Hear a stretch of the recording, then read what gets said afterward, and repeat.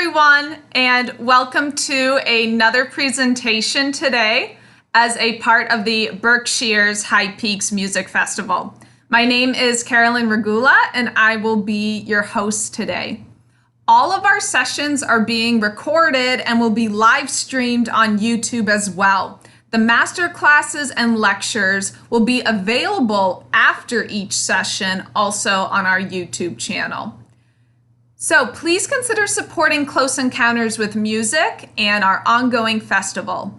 Our mission is to engage the imagination of diverse concert audiences in a welcoming setting, to connect listeners to performers and composers, and foster the excitement and sense of community that live performance builds, to establish a comfortable listening environment, and to turn performances into enriching, educational, and artistically uplifting experiences.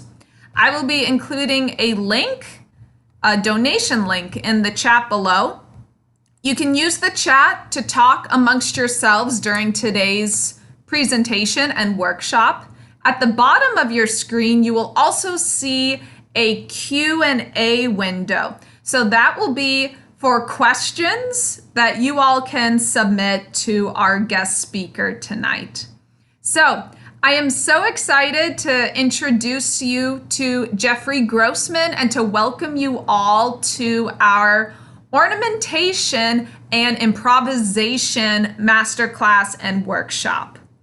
So Jeffrey Grossman is the artistic director of the acclaimed Baroque ensemble, the Sebastians. He has appeared on many classical recording labels, and he holds degrees from Harvard, the Juilliard School, and Carnegie Mellon University.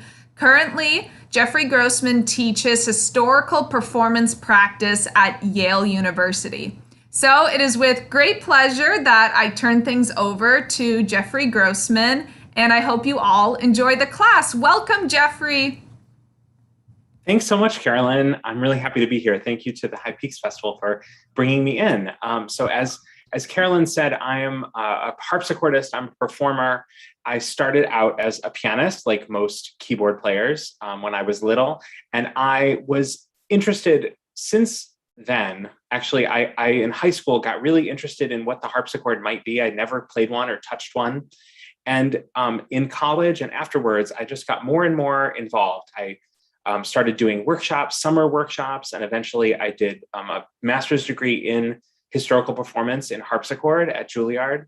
And one of the things that drew me to this music was the freedom, the sort of freedom to improvise and to change things and to do things differently every time, to come off the page and sort of bring things to life.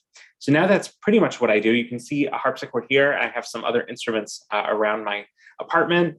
And so I wanted to just start. We're going to hear some wonderful music very soon, but I'm just going to take a minute to say hello and just sort of say what the plan is today. So I'm going to say just a couple words about general ornamentation. What do I mean when I use the word ornament, and what kinds of ornaments can we do? And then we're going to hear four great musicians and talk a little bit about what ornamentation means in the context of the music that you might come across in your lives. And then after that, I'm going to go through just a couple ideas of what specifically are ornamentation sort of styles, different countries, different time periods.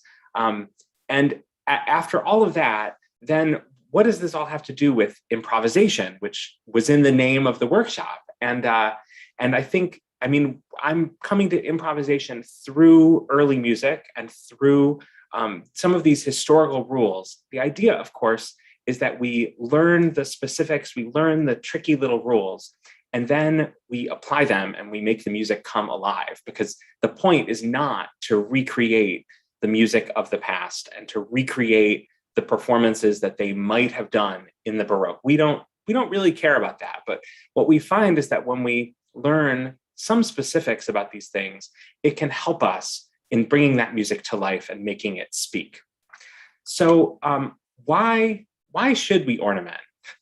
And that's maybe an obvious question, and maybe everybody knows the answer to that, but I think it's worth saying. So if we look, for example, at a piece of music written in 2005, which is Elliott Carter's Intermittences for piano. So these two systems are about 15 seconds of music. And you can see every single note has an accent mark or a dynamic or a slur, a crescendo. You have so many instructions on exactly how Carter wanted you to perform this piece. Not to say that the performer isn't important in making this music work, but there's so much information here. Compare that to just these. This is about 30 seconds of music by Bach, by Johann Sebastian Bach. So there's almost nothing here. There are no dynamics. There are a couple slurs you can see starting in the next little section. This line, the continuo line, doesn't even include much information about what you're supposed to be playing. This would normally be probably an organ and a cello, and sometimes could also include a bassoon or a lute or a theorbo, a plucked instrument like a guitar. And that person, say me at the organ, has to play chords above that bass line. That's not written here. So there's just so much more to this piece than what you can see on the page. And to bring it to life, we have to add things to it. And it's adding things to the score. That's ornamenting. So the overarching idea I would love for you to walk away with today is that the score, the piece of music that you're looking at, that is not the piece. That's not the music. The music is what you do as a performer to bring it to life. The score is not complete. So, okay, what do we actually, oh, that's a funny typo, sorry. What do we mean ornament? So it can mean a few things. It can refer to dynamics and shaping. It can refer to timing of things. Maybe you're speeding up in a section. Maybe you're taking a little bit extra time. It can refer to embellishments, which the French called acclaimed, and which I often call twiddles, the little twiddly trills and turns and finicky the little tiny things you add to the score.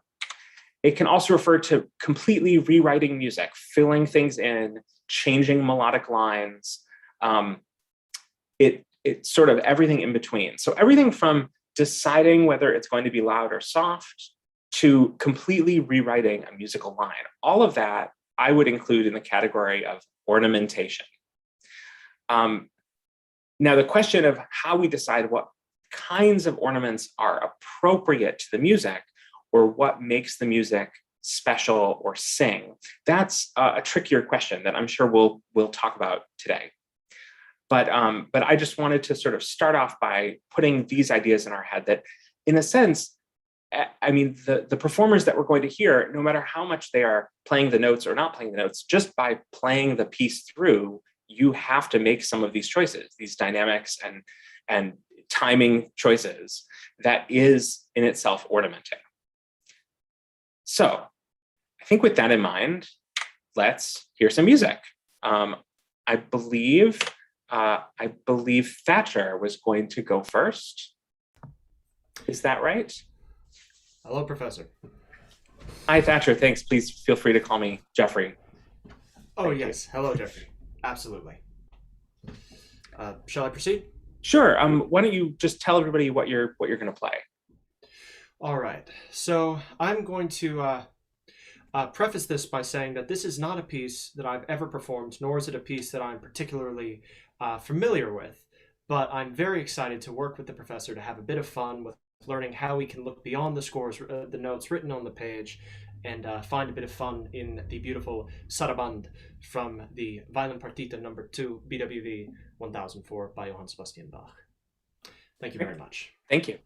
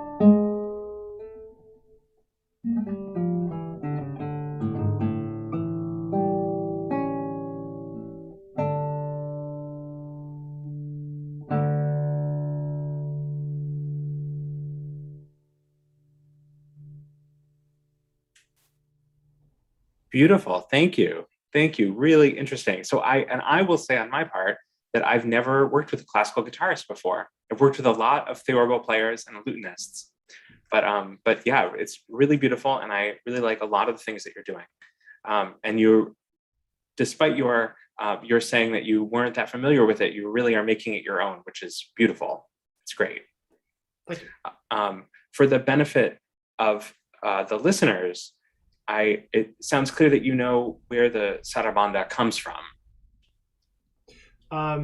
You mean originally, or where the well, I believe, and correct me if I'm wrong, I believe the sarabanda originates in Spain. Or I think it's a Spanish dance, and I think it was actually illegal for a period of time to dance the sarabanda publicly in places like Portugal. So I must confess I have absolutely no idea what I did in the performance, so I'll go back and look at the recording to see what happened.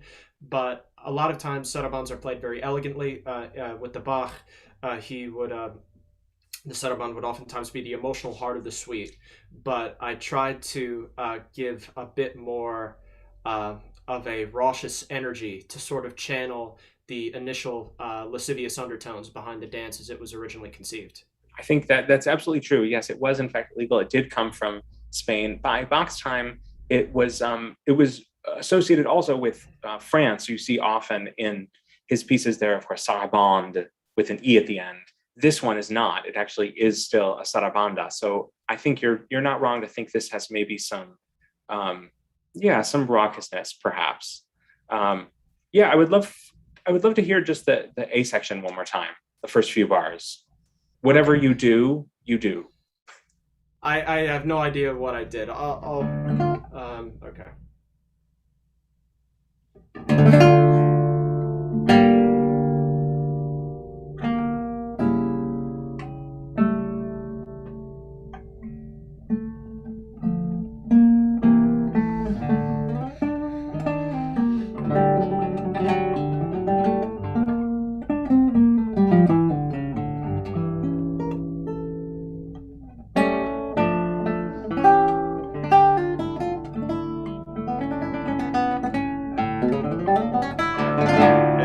It would continue. Cool. Yeah. Nice. Nice improvised lead-ins. Those are fun. Yeah. I think once you get into it, I'm super convinced. How many beats does the bar have? Well, it's written in 3 with the accent on the 2. Yeah, but by accent on the 2, sometimes we hear the saraband has we talk about it having this accent on 2, and actually, if you watch the dance, it's not so much an accent; it's like a special beat. So 1 is still the most important beat, but 2 is special. If you watch a Absolutely. dancer, you know what I mean? I think often we can get into this habit of thinking of the saraband as like 1, 2, but it's not. To my ear, the first 2 bars are too slow, and I can't feel a dance. Absolutely. Would you like me to try it again a bit faster?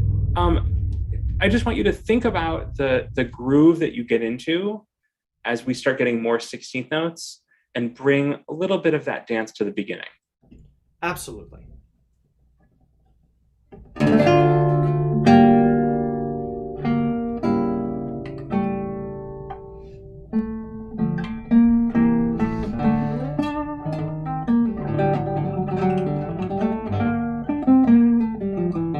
Great. I'll stop you for a second. That's great. That's really nice. Don't be in a hurry. But I mean, once you got to the 3rd bar, you were really in a fa-dum, fa-dum, fa-dum. So if we can get a little bit of that and the difference between the first bar, right, which is setting up our harmony, and the second bar, which is asking a question, or is it answering the question, or something? In the 5th bar, you said? The second bar, first part of the second bar. That's a good question. I had been, as you noted earlier, I had been playing the first 2 measures not in a dance feel, and that is because I'd been taught by one of my professors to take those 2 as an introduction, and that the piece starts at measure 3. But if I were to analyze this,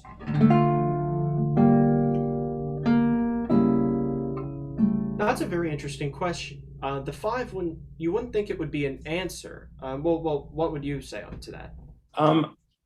Yeah, I think in this case it sort of is, or it's like changing your head to look at the question a little differently.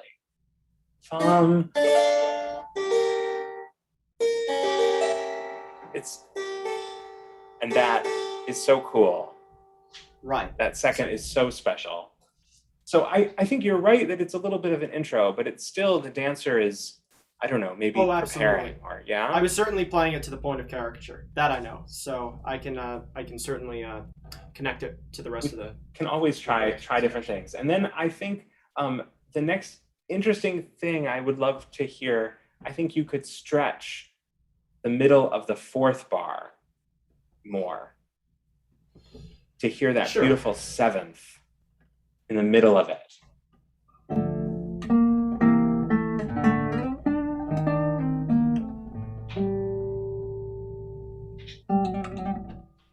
Yeah. And that trill, if you could feel it coming out of the seventh. So when Bach actually writes the TR, I think that's always, or not always, but I think in this piece, at least, he does it only at moments that he wants to be really sure you're going to do the right thing. So if you can feel, instead of it being a two and then a new thing, that it's a ba-da, as much as you do that with, you know.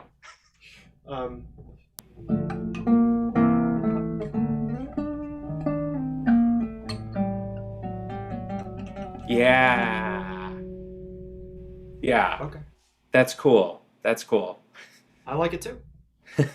And then I think what you're doing with the scales is great. I'm going to jump forward a couple bars. Actually, why don't you start from there, and I want you to take care of the high A a couple bars later. Okay.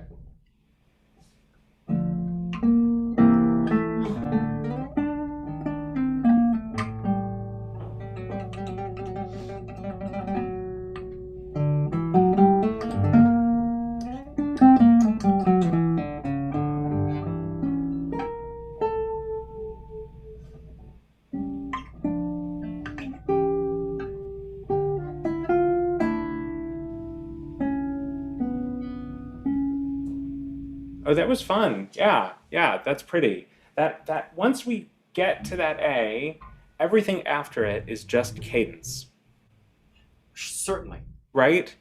So Absolutely. we've sort of come this whole long way, and he gives us this super expressive high note, and then we're just going to cadence. And so I think get us to the last bar in a straightforward way, and then you can do whatever you want on the whatever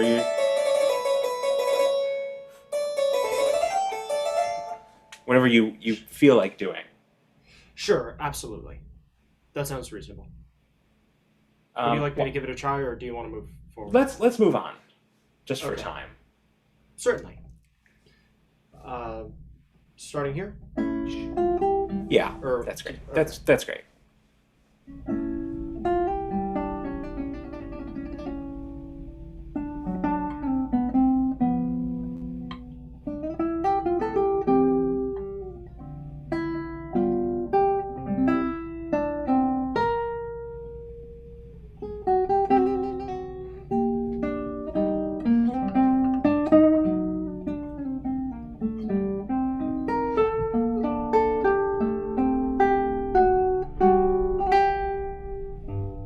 Yeah, that's really nice. It's really nice. It's very pretty. So here we have another in, I don't know if do you have bar numbers?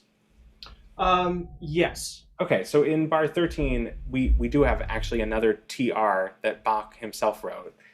And I think it could be as expressive as the chromatic stuff before it. Okay. Sure.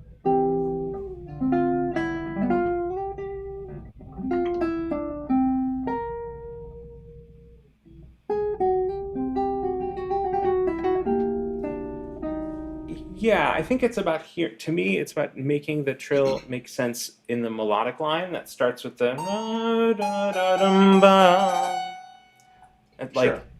take us through the snaky bit.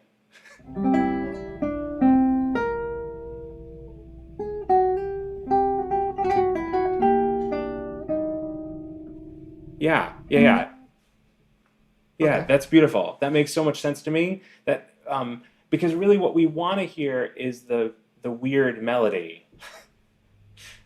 Yes. And then we start this new journey, right? Right. Well, it's they're sort of teasing us a little bit. He's forcing us to wait for the resolution a bit. Yes, exactly. Which we all sort of know is coming. And then a more normal sort of melody. Yes. Yeah, sorry. I'm gonna skip forward to that. That cadence is great after.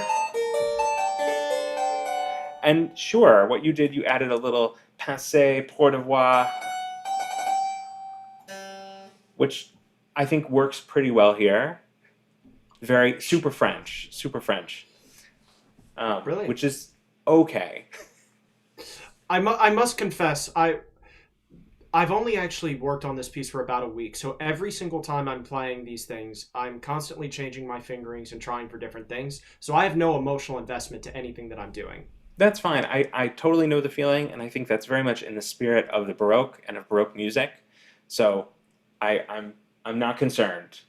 I think that's great. I'm happy to take any suggestion you have. You obviously have a lot of creativity and a lot of ideas, and that's awesome. That's really cool. So I think I'm not going to stifle any of those at this point. Could we maybe start from after that low G? Sure.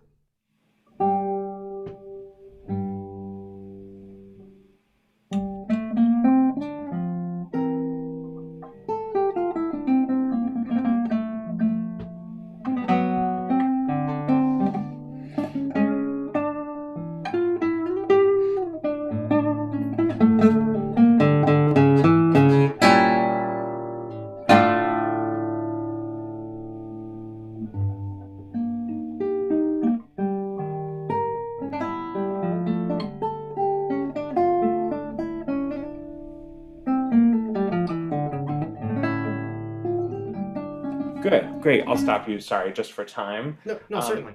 That's what you did this time, just for your own edification. Going into the big chords in 21 made more sense to me than what you did earlier.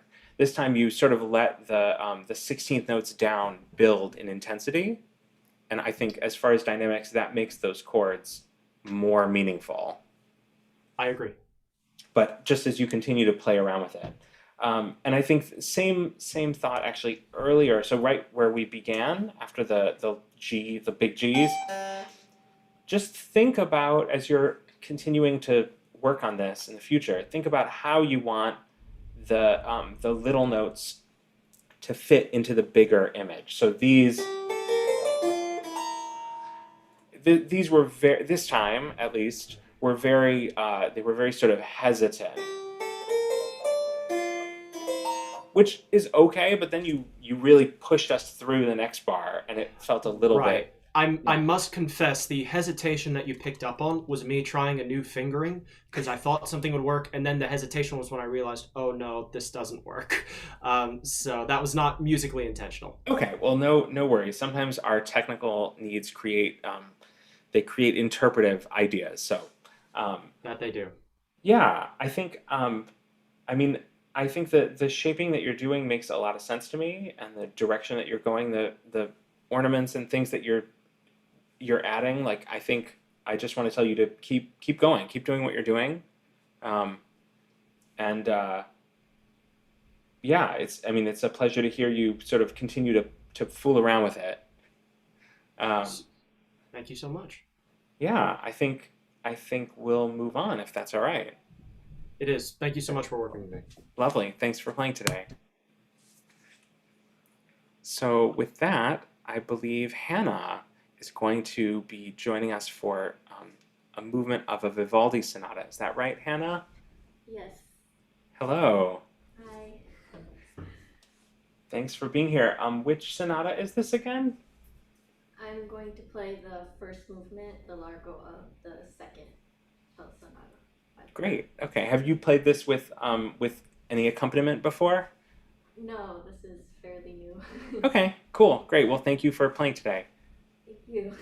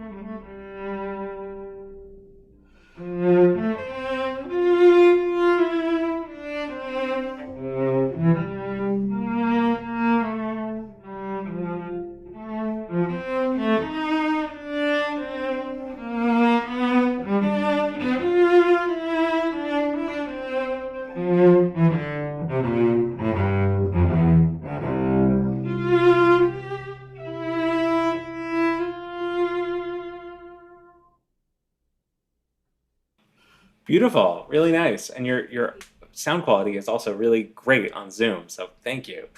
That's always a pleasant surprise. So this piece, like the Sarabanda that we just listened to, is in 3, but this is in 3/8, right? Instead of 3/4, the previous one. And in the Baroque, when we have bigger numbers on the bottom of the time signature, that usually means we go a little faster, which is why I think your tempo is great. So a 3/8 is faster than a 3/4, which is faster than a 3/2, which is faster than a 3/1. And this movement is marked largo, at least in my score, Yeah. right? So yeah, I think your tempo makes perfect sense to me. I'm curious, or you said this was new, so I imagine that's why you didn't repeat it with some fun added ornaments. I have some ideas. I'm not Yeah? really confident about them. Yeah, we're never confident of our ideas. At least I'm in the same boat. That I would love to hear you just jump off the cliff and try some stuff.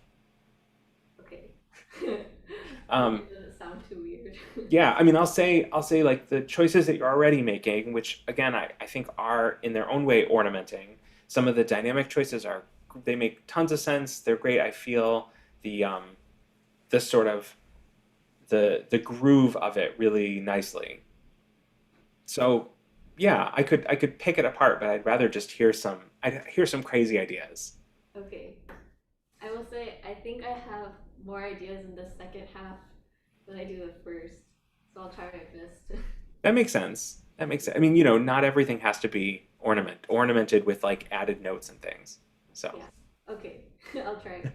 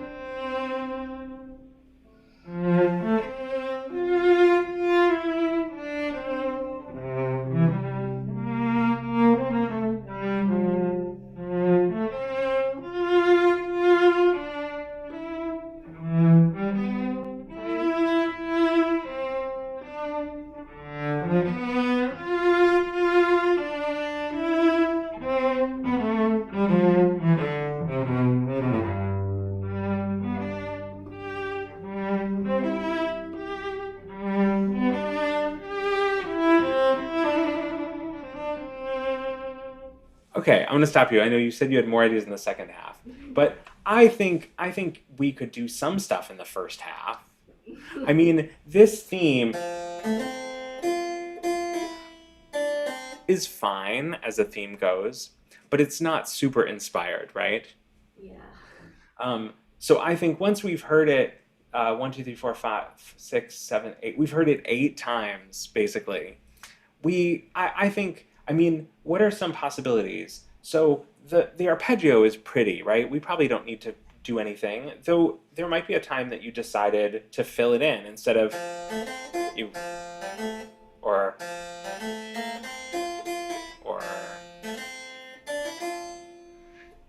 maybe. I know one time, what did you do? You did, no, what did you do? You did something. Yeah, I think like, sure. So one thing it's probably worth saying, Vivaldi, unlike Bach, Vivaldi was Bach was a deeply pious person. He wrote with a lot of care. He wrote quickly, but he really sort of put everything down on paper. And the music is very serious. Often we feel like we shouldn't ornament it because it's so thick and dense. We don't really have that problem with Vivaldi. Vivaldi, he wrote hundreds and hundreds of concertos for violin and dozens of sonatas for all sorts of instruments. And we can take a little bit more, we can take more risks, I think. Okay, yeah. So, I don't know, go even further. Okay. And I want to say also, so we have bum ba-dum bum ba-dum ba-dum. And this one, the harmony underneath this bar is this beautiful, and the resolution is the third beat, right? Ba-da-dum. So really let that come away. Yeah. And then we start a new thing, right? Bum, ba-dum, bum, and we do it again. Ba-da. And then a third time, as Vivaldi often does things 3 times. And this is also a resolution. And then it's a new thing. Yeah. Right? Yeah. So I think you could bring out the like overall shape more. I hear it, but I think you could do more. Yeah. Could we try this? So let's say this is the A section, the second time. Okay. Don't worry about falling on your face. Okay.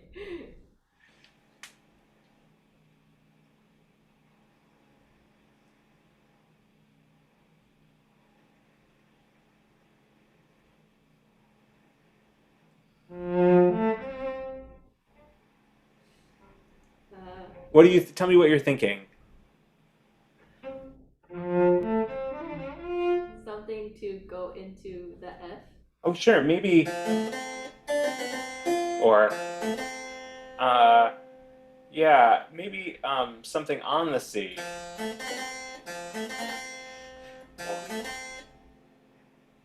Or maybe, yeah. See what your fingers do. Okay.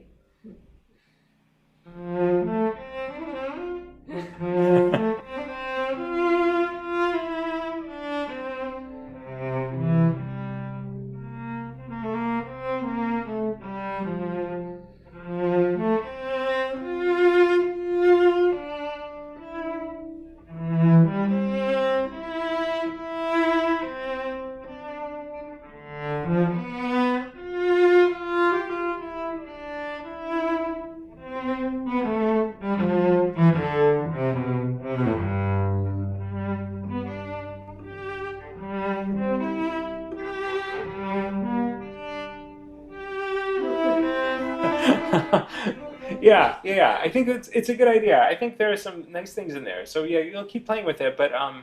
looking at those special chord moments I was talking about. I don't have bar numbers, like bar 6, right?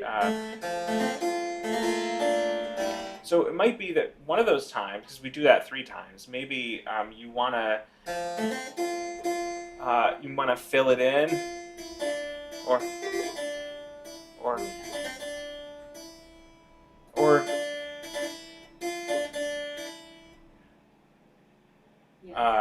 or you might want to filling in is sometimes we can do too much of it, but once again, this theme is not so great. So then the next one, maybe you want to go. You could add some more sort of dots, even just continuing that arpeggio.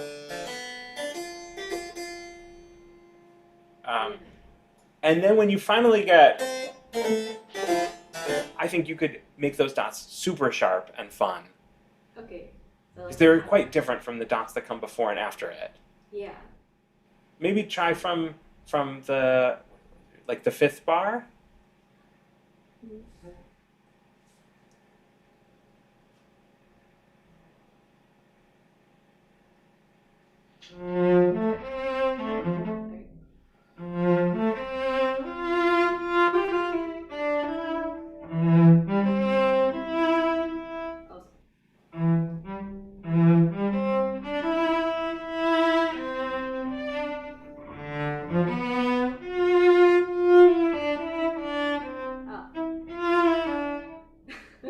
Sorry.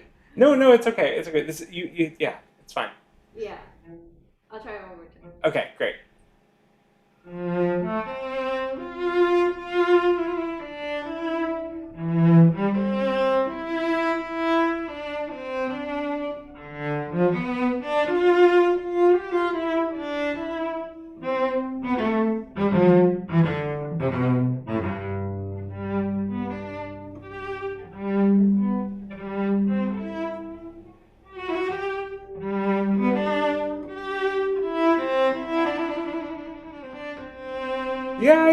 Yeah. I think that's really interesting. You could fool around that final trill, right? Sorry. You could do it differently sometimes. You could sometimes go. You could go under and back, or even, or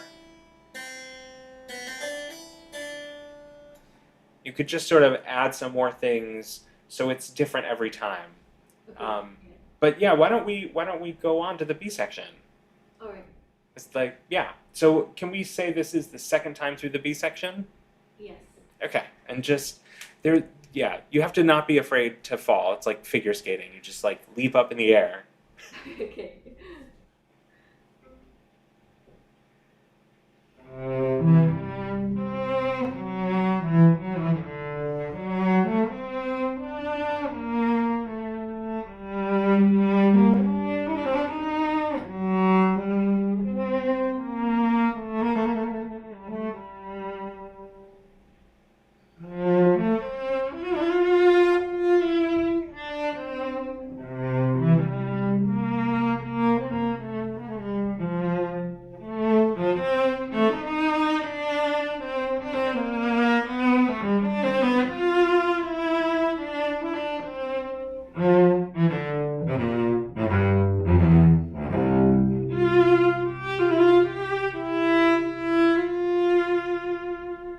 Oh yeah, I think that's totally a great start. Absolutely.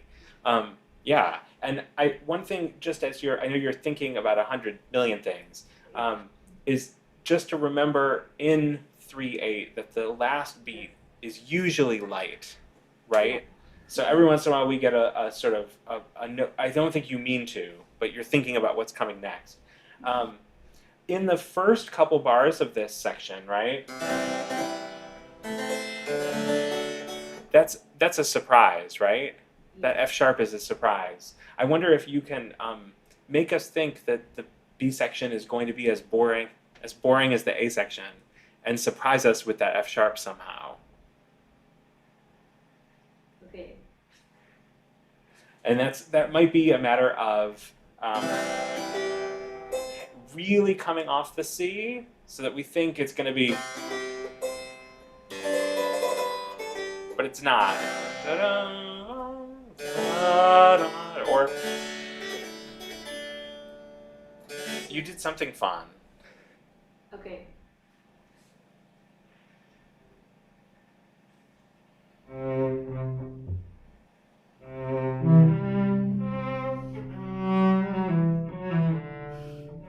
try again.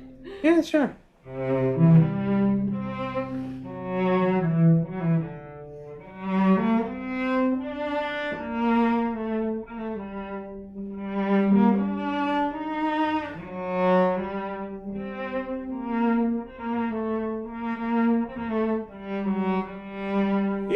Yeah. I think that's totally a cool idea. One thing that we think about in these sorts of pieces, so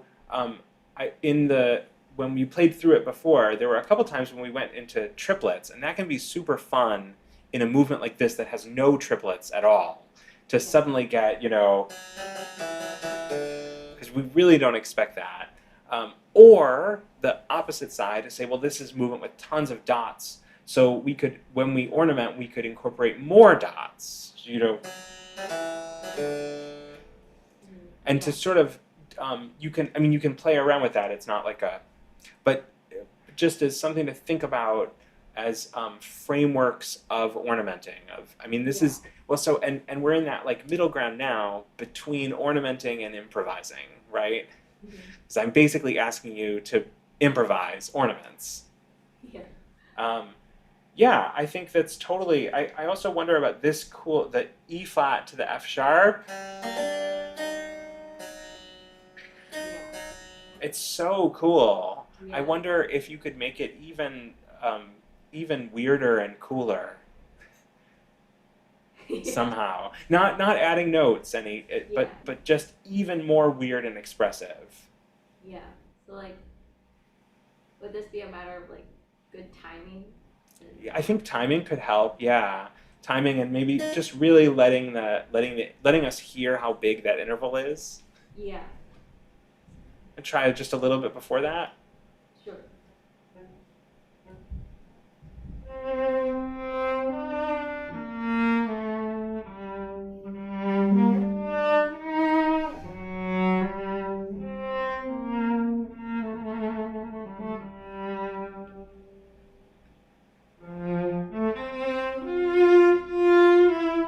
Sorry, should I move on? Yeah. I think that was good. That was a cool sound. Yeah. Can I try one more time? Yeah, sure.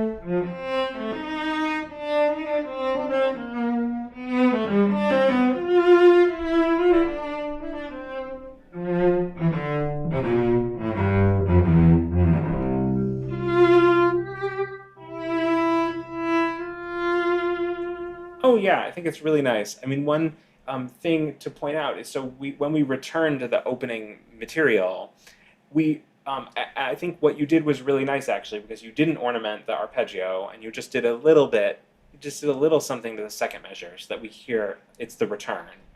And one thing you could play around with by yourself is when we get these arpeggios, you could find even bigger scales or arpeggios go further down or up. Yeah, I think I can feel you thinking about it. Yeah, I think I can hear it in my head, but then when I try to translate it onto my instruments, where I get all mixed up. Totally, yeah, I totally get it. And the other thing I would say as far as timing ornamentation, those bars of unison, I think don't be afraid to let us, you're perfectly in time right now, going into it and coming out of it, and I think you could be more dramatic. Yeah, okay. But I think that it's a great start, and it sounds really nice. I'm really glad you played today. Thank you for your help and your advice. No, thank you. Have fun. It's the most important thing in all of this. So I believe Jasmine is going to play some more Bach for us today.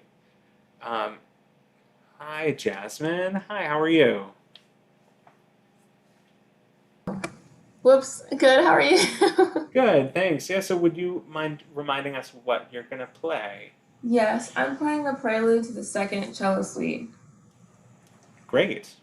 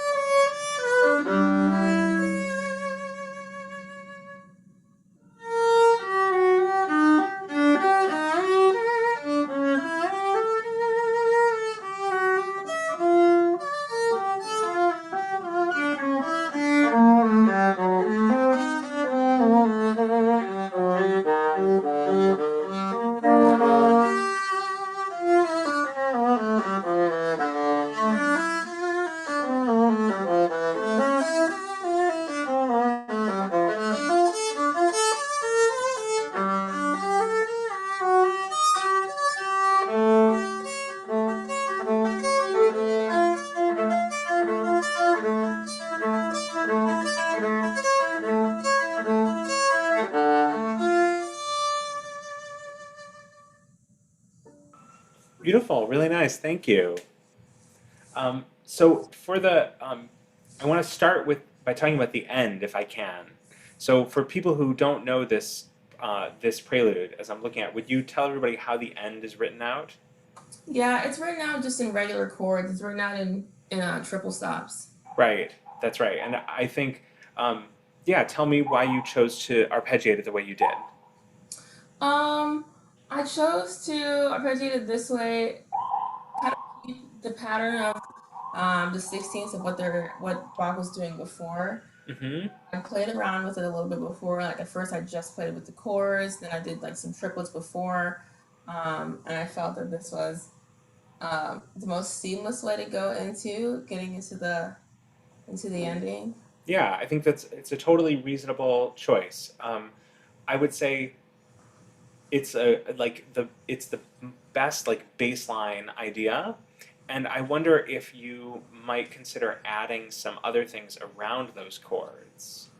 Um, I mean, generally Bach is pretty specific about what he wants, but occasionally he does this kind of thing, and I think he really he leaves some more room for you to put your own stamp on it. So I don't know what exactly that might be, but even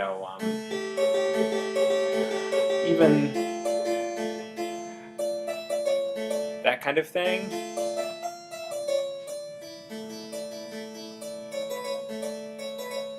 That kind of like just adding maybe some, because what's interesting in this is we don't get too many like straight arpeggios in this movement, right? Yeah. We get like, and then some scaly things. So I wonder if you want to think about that, or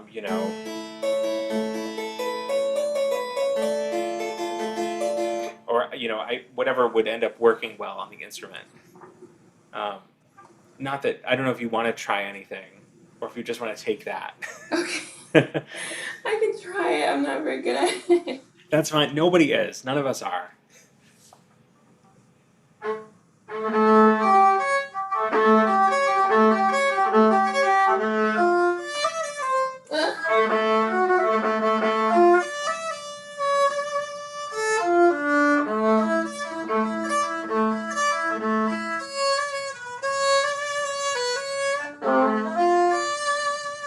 Yeah, that kind of idea. That kind of idea. I think it's just a thought that you might find ways of adding some,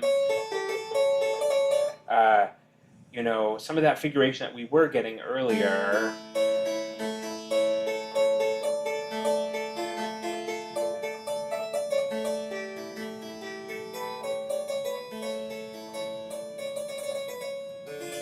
I think absolutely nobody. I mean, you hear I'm not very good at it at this moment either. So yeah, I think that just an idea to play around when Bach gives you that freedom. I think take it. Everybody says Bach was this incredible improviser. He could do anything, and I feel strongly that he would have added to his own music too. Okay, now can we jump back to the very beginning? Mm-hmm. So, tell me how you picked a tempo for this piece. Well, the approach that I was going for, I wanted to. It says Allegro moderato. I was going for a little bit of a quicker tempo. I know it's played a little bit slower sometimes, but I went on the quicker end. My main thought process was that this is about the grieving process, and it's not necessarily. Sometimes it's a little bit slow, but it tends to kind of kick you in the butt with like a whole streamline of emotion. So I went with that end. Okay, that's a fun. I like that idea. I would just want to point out you said Allegro moderato, but Bach did not, in fact, write a tempo marking. He just wrote prelude. Just so you know that. I mean, it might be in your score, but it doesn't say anything. I don't think your tempo is too fast, but I think you could help us with your expressive ornamental time to understand a little bit better what's going on harmonically, because I can tell that you know, and I think we need to know too.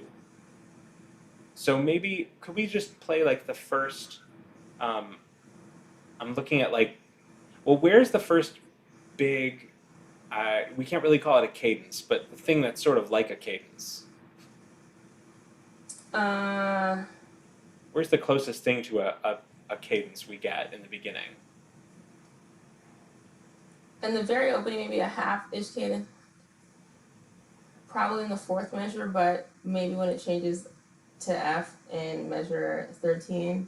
Yeah, that's a special moment, right?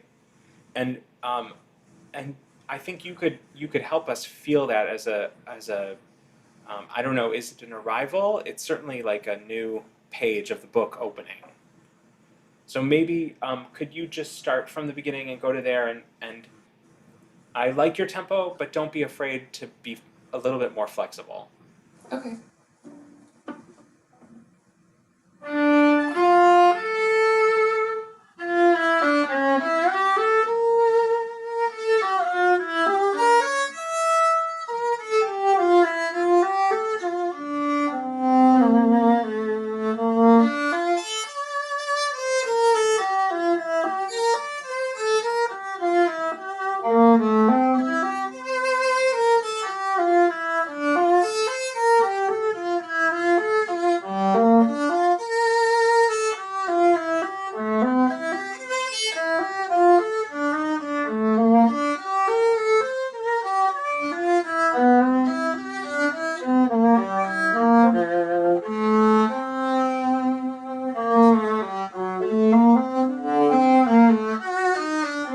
Great. Sorry, I'm going to stop you just for time. Sorry. Yeah, I think already it has a little bit more freedom to it. I think one thing to think about. So I don't know exactly what your score looks like, and these pieces, of course, these suites are famous for the slurs in the manuscripts being incredibly hard to decipher. But to think about, so in the Baroque, a slur, so in the Romantic era, a slur meant to sustain everything as long as possible, right? But in the Baroque, the slur really means that there's some weight on the beginning and it comes off at the end. So the best example of that, when we have two notes, right, that are slurred together, we get bottom, bottom, bottom. And it's also true even when we have three notes. So at least in my score, I have and then I have three notes slurred. Ba-da-dum, ba-da-da-dum. So finding a way for that A, that the F is a continuation of it, and then we come off a little. I think it will help us feel the big.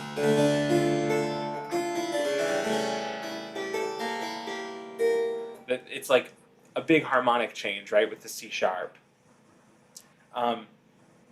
And as we go further, like looking at, like, say, bar 4, the ba-da-da-dum, that we can ba-da-da-dum, ba, that's one gesture. It feels a little bit like you want us to hear every note right now. Okay. Which I think you could be a little bit more loose about it. And then when we start this little, this sort of circle of fifths thing, right? In the fifth bar, we get.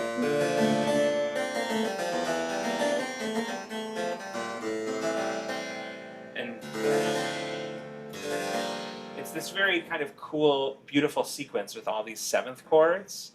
And I think as much as you can feel each measure as its own thing.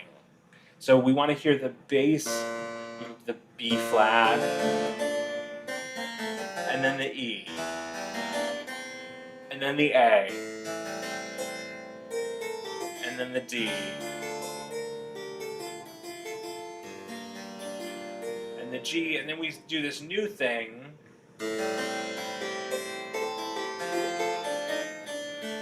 And he's sort of trying to figure out where we're going, right? And now he's found it.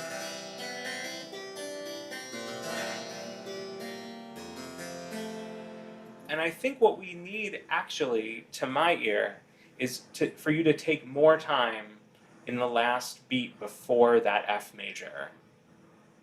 Because it feels a little bit like it comes out of nowhere.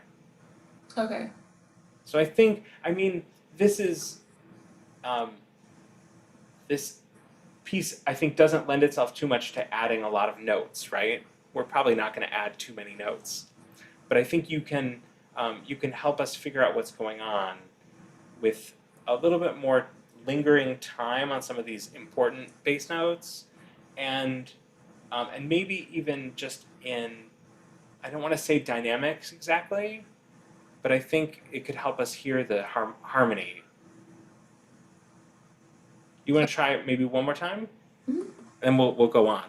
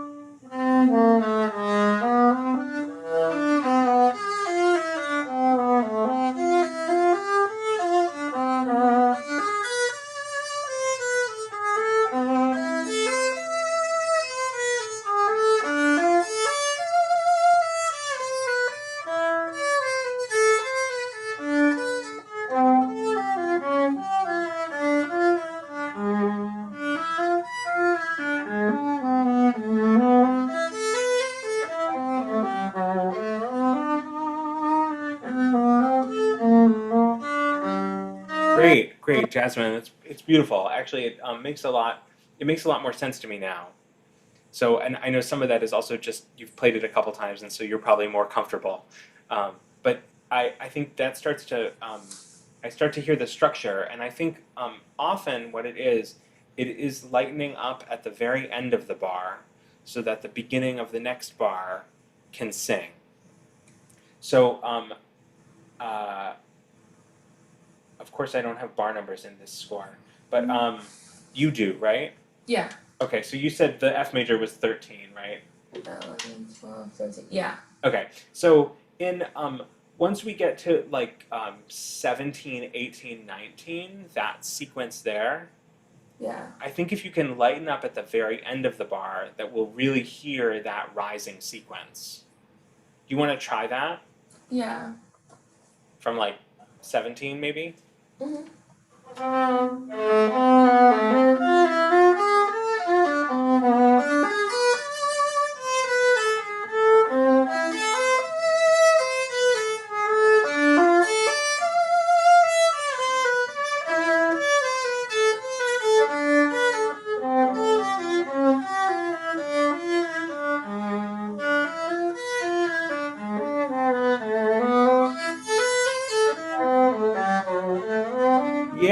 Yeah. That's really nice.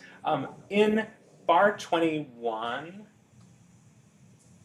is the second beat as interesting as the first beat or the third beat? No.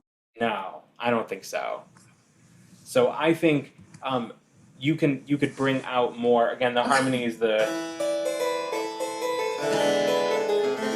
we really care about the first beat and the third beat. And then it stays interesting, right? Which is very cool. And then this bar, the A minor. But the most cool bar we have so far is the low F sharp. Yeah. And I think you can take more time. Just really it's special. We need like a color change.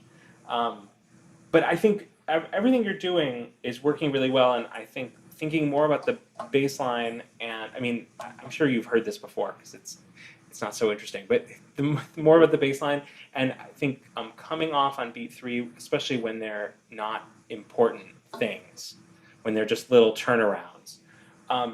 Just for time, do you mind if we jump forward to the low?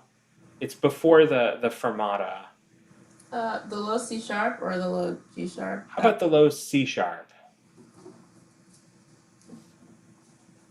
There? Yeah, that's great.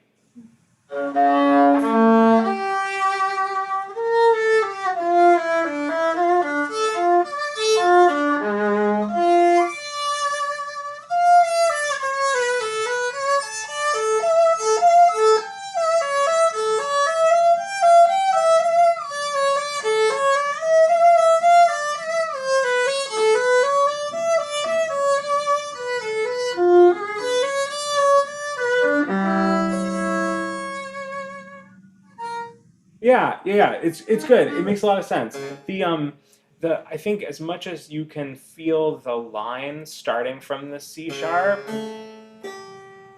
that it's not three different things, right? But it's like one thing that starts on the low C sharp. And then the same thing when you get the low G sharp, that it's one thing. Okay. This is good. This stuff was good. The big pedal point. And I just wonder, so we get this big pedal point that starts, right? And when you finally break out of the pedal point, that F is really cool. That F is not a note that we should get at that point. It's not in the harmony at all, and it's Bach just saying, I want to play this cool blue note. So I think that's one that you could really take care of. And again, I think it has to do with coming off the slur right before it. Okay.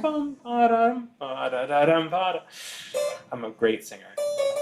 And I wonder, what you're doing, the triple stop it's of course it's fine. It's exactly what Bach wrote. But I think you also could consider, doing something more adventurous if you wanted to. Okay. Yeah, whether it's even just a trill, or whether it's something really wild, like some sort of a crazy scale. Okay. Just as like something to think about. You don't need to try it right now. I won't make you do that.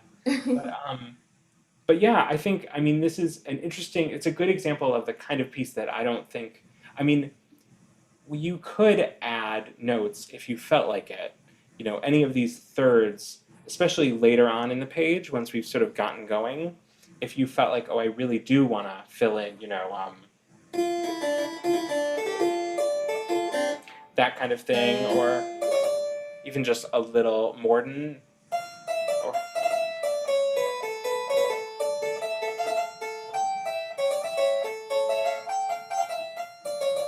You certainly could do that, but this is not the kind of piece I think that I would say, well, you must, like others. So I'm really glad that you brought it, but it has that cool part at the end, and yeah, thank you for sharing today. Thank you. Nice to meet you. Nice to meet you. Thank you. Great. It's so weird, the Zoom masterclasses, because of course this is the point when there'd be applause, and then Jasmine would walk back to her seat, and David, who's up next, would be getting ready, and instead it's like, poof, David, you're on. Here we are. Hi. Nice to be with you, Jeffrey.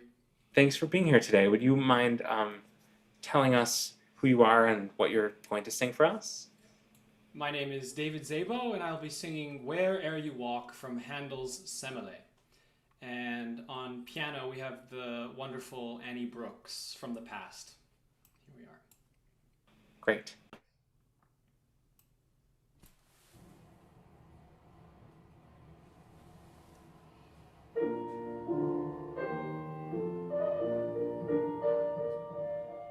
Where'er you walk, cool gale shall fan the glade. Trees where you sit shall crowd into a shade. Trees where you sit shall crowd into a shade.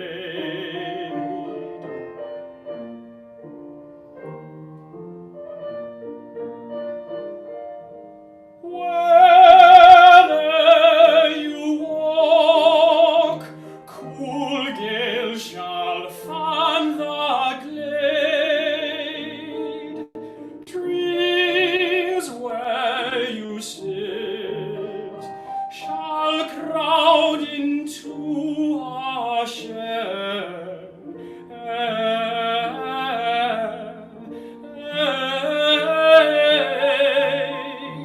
Trees where you sit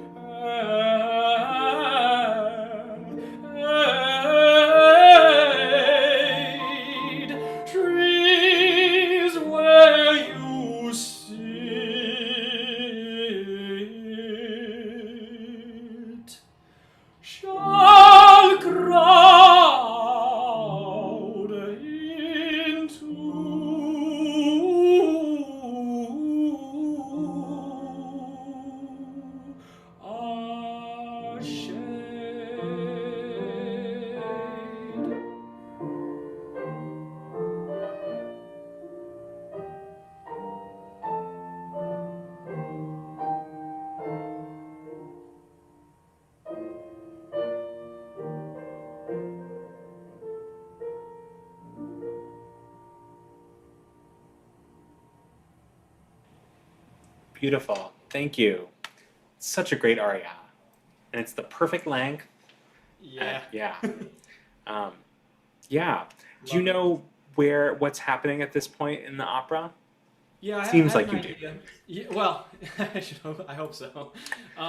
Yeah, so I am the god Jupiter, king of the gods, and I have abducted my lover, who asked for this, and away from her wedding to a mere mortal, and and from my understanding, I haven't seen the opera, and I haven't performed the opera.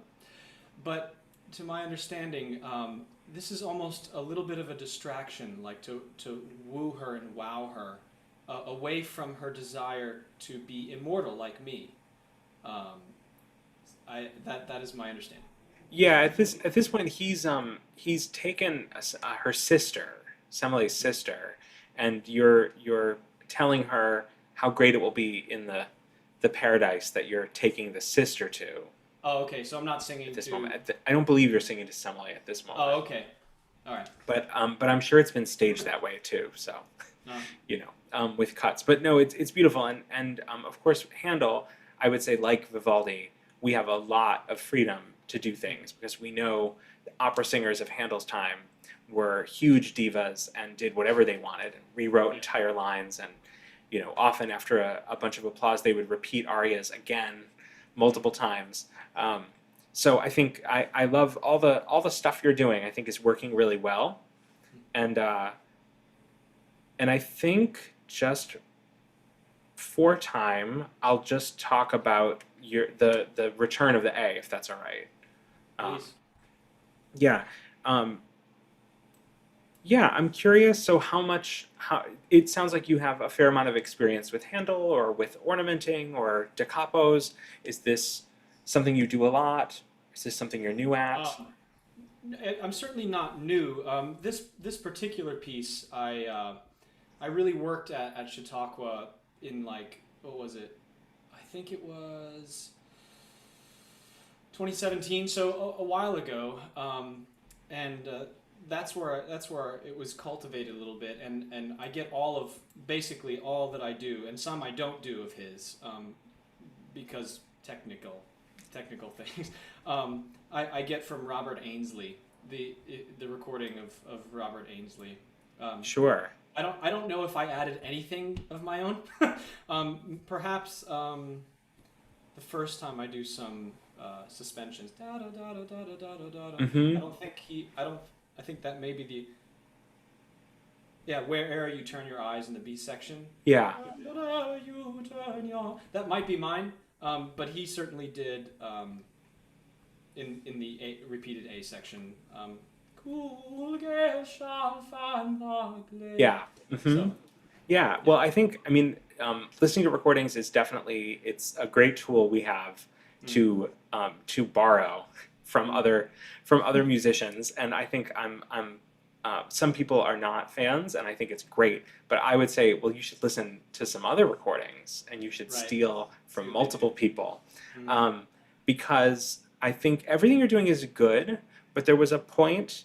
Sort of after the measure of orchestra that I was ready for some new ideas, because I'll say his ornaments that you sell them really nicely, and that's important, but they almost all fall in the same sort of category of like filling in the same direction or a little like twisty twirly and then down, and I think you could find some other shapes maybe. Yeah. And you're talking just about the return of A. Yes. Okay. Yes. Cool. Yeah. I mean, it's certainly possible in Handel to also add some stuff to the first time, but it's not, I would say, necessary. So I mean, I'm talking specifically about the return. Gotcha. And maybe we just could hear. I mean, how would you feel if I asked you to do some different things, try some different things, and see what came out? Yeah, I'll try and do some different stuff.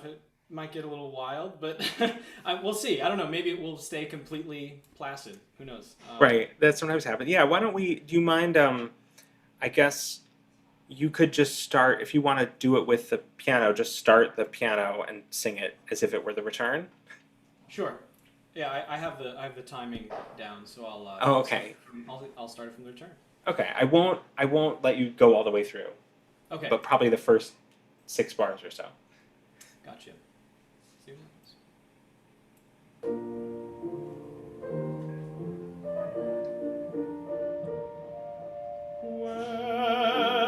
Where you walk, cool gales shall fan the glade. Trees where you sit shall crowd into a shade. Trees where you sit shall crowd into a shade. Yeah. Hey. There's some cool things happening in there. Yeah.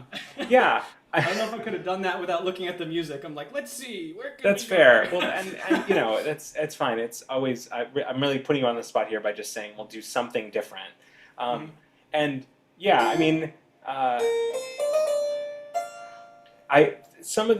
don't think you'll end up wanting to go super high this soon, especially in like this kind of chill like energy. Yeah. But right. But you did a couple like very pretty things. Right where we stopped, actually. You did Shao Crown. That was fun. You went up instead of down, and that's or yeah. Yeah. Yeah, or geez, you said Japan, and then maybe you want to stay up there, or you'll find some way to come down gracefully. I need to you sit shall crowd. You could instead of crowd into, you could just crowd into. If you've already gone high, you could come low. It's annoying. Of course, Handel's English was terrible, right? So it's annoying. He gives us this very long into a shade. Yeah. There's not much we can do except make it pretty and colorful. Sorry, and now I'm just leaping around, but going back. So where you walk, sure, and this sort of thing. Gale shall fan the glade. So you already did cool gale shall da da da da. You could do these little escape tones, and you don't have to do all of them either. You know, you could decide, well, cool gales, that's the pretty ones. You could do cool gale shall fan. It's always nice to like keep us guessing. So it's that you know, one of the like origins of the word Baroque. They say it's the pearl, the like weird misshapen pearl. And that's kind of what we want. We want a little asymmetry in this beautiful music. But I think that, like, yeah, it does require forcing yourself to, like, try some stuff out. Some of it won't work. But some of it will. Even one of your little arpeggios up, I thought, could work. So, you know. Yeah, I mean, another. Well, actually, let's keep going to do the second part of it. Right. If there's an easy way for you to do that. Yes, I will find the time, and that should do it. All right, I'll see. Yeah, I'll see what I can do differently. Yeah, I like what he does here. What are you walk? I think that sure, but then what? But then what? Yeah. He does a scale down, but I'll see what happens. Let's see. Yeah, see, I don't know. See, maybe try a scale up instead of a scale down. All right.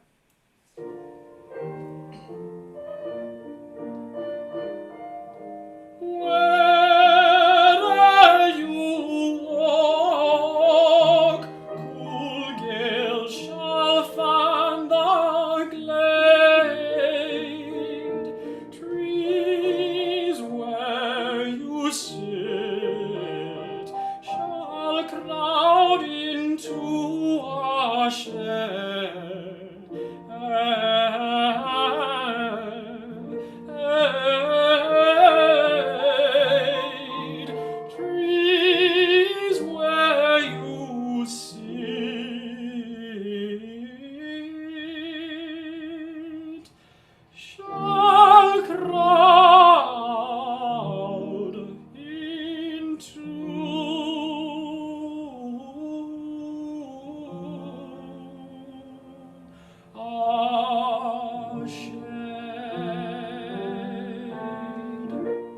Yeah. I think some cool ideas in there, actually. I think you might consider some of these. I do find it funny, the word trees. Trees is like, you say it so many times, trees.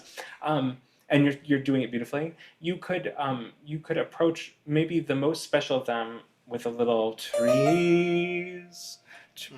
That's like always a nice thing. A little third from underneath can be very pretty. Um, and I wonder, personally, I think when you get shade, I think, I mean, it's fine. But I wonder if I mean, it's fine. But I wonder if you could find something more radical. You truly could just rewrite it somehow. I don't know how.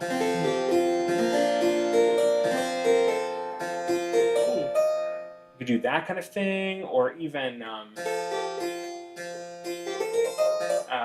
that doesn't quite work. But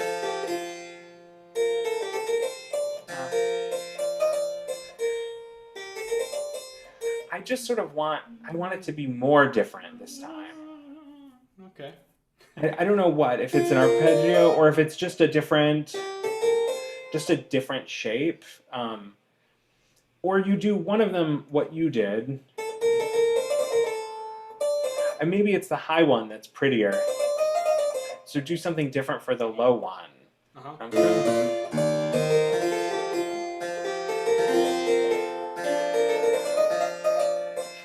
I don't know. I mean, the good thing is, again, with ornaments, you want to find ones that feel really good for you specifically. You should never write something and then find, it's insanely difficult and it doesn't work in your voice. Like, you should always then feel like, okay, well, I'm just going to change it. So yeah, I just, that's my personal feeling, is like, that's a nice place to just rewrite it. And yeah, whatever you did after that, trees, you did some pretty things. Yeah, and your sit had a lot of it. I understood then why it was long. Because it sort of made sense that, like, oh, this is a thing. A bridge into the cadence, where of course the orchestra, the strings drop out. It's just your continuous section, harpsichord, cello, bass, for the cadence. And I don't know if it's just because it's how you recorded it, but I think you could find a way to make that your cadence is beautiful. But I don't think you shouldn't need a breath in the middle. Right. But I think you do because of the timing that you've got. Maybe it's a little stretched for to me. It's a little stretched, because I think the beautiful moment is what we were just saying on set. Trees where you. And then it's just a cadence. And you get a little time. But we're ready for it to be over. Right, yeah. It's interesting, Handel doesn't, sometimes he writes adagio for those cadences, and sometimes he doesn't. And in this case, I believe he writes one for the B section, but not for the A. At least in my score, that's what I've got. It's not a great score though, so I can't judge it. Right. But yeah, I think just think about where you're gonna sort of spend the emotional capital that you've built up, and judge your timing and your expressivity around it. But I think everything all the stuff you're doing is good, and there's no shame in stealing ornaments from people, especially if yours you're like I said, you're selling it. You're selling them. Well, it's true. I mean, not all of the ornaments I've stolen feel comfortable for me and feel natural for me. It's true. Yeah. It's very true. I think you can find you listen to some other people and see what they do, and you might find something that fits you better, and you can mix and match. And then you might find while doing theirs, like, oh, actually my voice wants to do this thing. And if it works with the harmony, you can probably get away with it. Yeah. But yeah, I think that's great. I'm really glad you brought this today. I'm really glad to have worked on it with you. So yeah, thanks. It was a pleasure. So I guess that's, yeah, thank you. This is where the audience would applaud. Exactly. Yeah, thanks, David. Nice to meet you. So I think with that, I will now turn to some more, I want to say, finicky and fiddly information. But I want to thank everybody again. This was really, the four of you really brought such different things and different music. It was really a pleasure to hear what you're all doing. So thank you. Putting yourself out there. I know, as I said, it's hard to say, oh, we'll just jump off the bridge and add some ornaments that we never heard before. It's wild. I'll talk a little bit more about this in a few minutes, but when I first started playing harpsichord, and one of the things that we have to do is play continuo, which is just the bass line, and we have to improvise over it. And I remember asking a teacher who was wonderful, how do you get good at this? How are you so good at this? And he said, well, I just did it really badly for about 20 years, and then I decided that I didn't want to be bad anymore. So I'm not quite at the 20-year mark yet, but getting there. So, okay. So we talked a little bit about some general ideas of ornamentation, and now I just want to talk a little bit about some specifics. So we talked about, I mean, you've now heard this a bunch of times from me, dynamics, timing, little trills and fiddly things, and completely rewriting the music. And we heard some of all of these things, I think, today in the four people who played, and David, who sang. So how do we figure out what to do? Well, there was different ornamentation depending on the country it was from and also the period of music it was in. I'm going to try to sort of go through this, give you a taste of these ideas. I don't expect that anybody will come out of here an expert at, say, Italian ornamentation, but I think it could be useful in whatever music you're working on until probably about 1770, in the classical period. So Italians were really important. I mean, we all know music, opera began in Italy, Italian music was all over Europe, and it was super important. So let's start there. We're going to specifically start with the 17th century. So that's before any of the pieces we heard today. But I think you'll see why. I mean, these were super important to composers like Bach and Handel. Oh, I think, is my screen sharing paused? Or I have a note that my screen sharing is paused. But Carolyn, I don't suppose you're out there and can just confirm for me that you're seeing a slide that says 17th century ornamentation at the top? I am here. No, I currently see what's the plan today. Oh, okay, great. I'm glad I asked. Thank you. I guess I should pause before we really jump into this to ask if there were any questions or things from the chat. Nope, I don't see any questions at this time. So anyone in the audience and also our participants who all performed beautifully, feel free to contribute in the Q&A. There we go. Now I see it. Great. Okay. Jeffrey, if that should happen, the Zoom toggle bar at the top, there should be an option to resume the share if you find yourself paused again. Got it. Thank you. Thanks, Carolyn. You're welcome. Okay, so we're going to briefly talk about 17th century ornamentation. There are basically two types of ornamentation. There are graces, or the small scale, the things that I'm calling twiddles, which were at the time also called things like maniere, accenti, esclamazioni, versus passaggi, which are running passages of faster notes. And treatises spent tons of pages talking about passaggi, but actually they kept saying the small ornaments were the most important ones. This really comes out of this improvisatory tradition from the time. All music at this point had an element of improvisation. And the other thing to keep in mind is that instruments and voices were always told to use exactly the same rules. They were supposed to use the same kind of ornamentation things. So all the stuff we're going to talk about that has to do with singing should also be used if you're a violinist or a cellist or a flautist. So, okay. this is what this music looks like, and don't worry, we're not going to spend much time with it.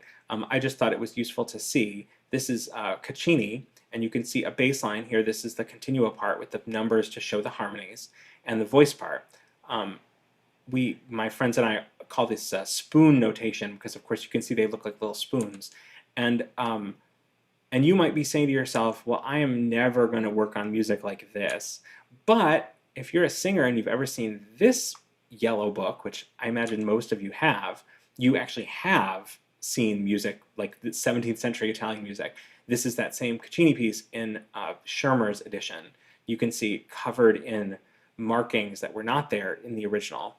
And you remember back what we were talking about with Bach versus Elliott Carter, is the score that we just looked at of Caccini is very clean. It has no markings and no dynamics, and certainly no dolcissimo e legato sempre.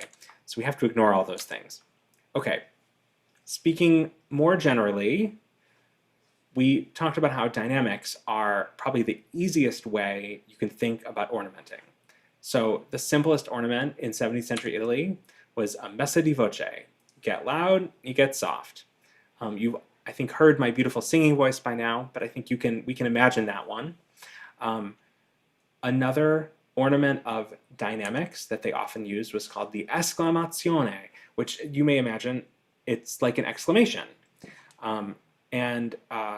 Caccini, who is the person who first wrote most of these things down, gave these two examples of a slow esclamazione and a more quick esclamazione. So the idea is you have more time to go cor as opposed to de, which has to be quicker. And I wanted to play you an example of a singer singing sort of an esclamazione.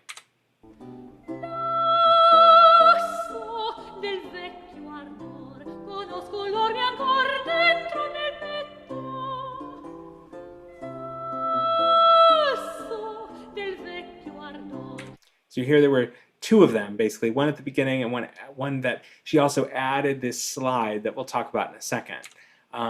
It's a great way to add expressivity. So they called that slide a portar la voce, to carry the voice. And it's kind of the long ancestor to the portamento of the Romantic era. They specifically used it for chromatic things and also for cool intervals, like... So if you wanted to slide, I la so, it can make it even more expressive. Okay, moving along. Talking more about adding notes, changing notes. They use these things called accenti. And accenti is, it's almost accento. The word is almost like a generic word for all sorts of different kinds of ornaments, including these where you fill in. So the original was just, and the accento being, or you could take this line that just goes down and you add these little accenti, which I think in modern times I think of them as sort of little escape tones. And you heard some beautiful examples of that in David's Handel, adding or I was suggesting maybe trying some of those. And this goes all the way back, 150 years before Handel, but they were absolutely still around. So another way of doing this is our original line where he writes, and Caccini says you can add this cascata or a fall, which all you're really doing is holding this first note longer and rushing through. Bum, ba-da-da-da-dum.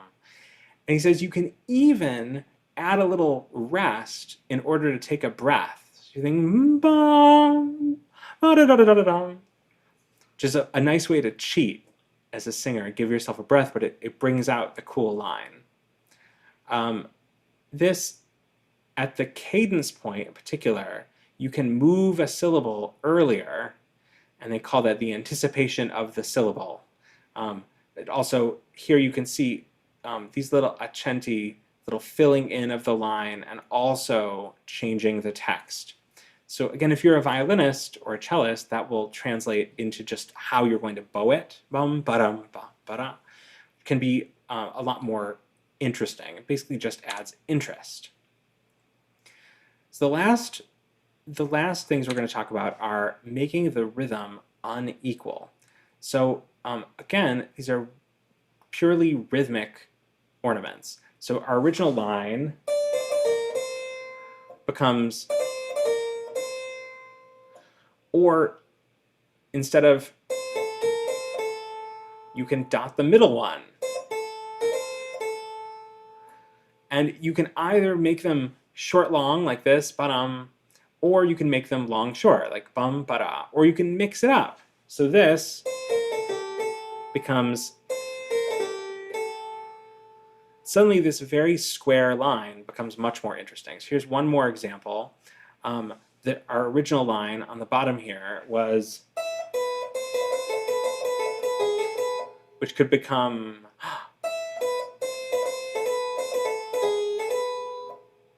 suddenly it sounds like you've really made some special choice when actually all you've done is add some dots and let it snap. This was an ornament I suggested to David for his trees. Instead of trees, I said sing trees. And in fact, Caccini says to start a note, you only have two options. You can either start it with a crescendo, or you can start it from the third below, like this. So I'd probably say that in the aria we just heard, David was giving each of those trees a beautiful crescendo, which is very nice. And so he could try this version with the third below. Okay, so now we've gone through all the little ornaments, all the little things that they talked about. And now we could talk just a tiny bit about what to do at a cadence. So in the 17th century, this is again earlier than the Bach and Handel that we were looking at. They started trills from the main note, not from the note above, which most of us learn, in really old music like Bach, we should start from above. But in even older music, they started the notes from the note. And in fact, at this point, the thing they called a trillo was actually just this. It was just the same note repeated a bunch of times. Here's an example.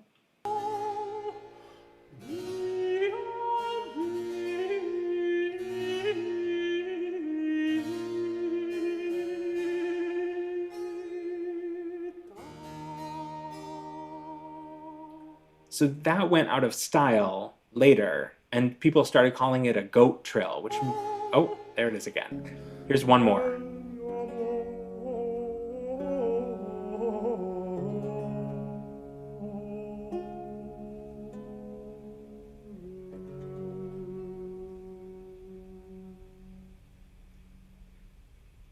Maybe let's hear that one more time.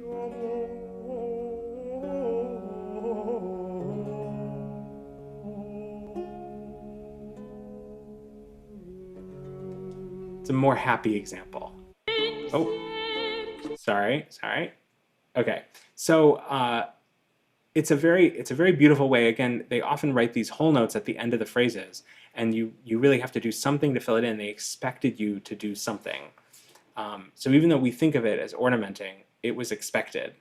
So another example of these things is this ribattuta di gola, which often leads to a trillo at the end. So you heard a little bit of that. So instead of just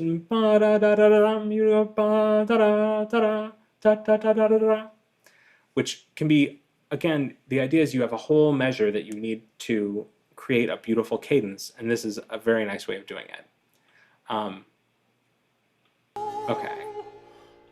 Okay, sorry.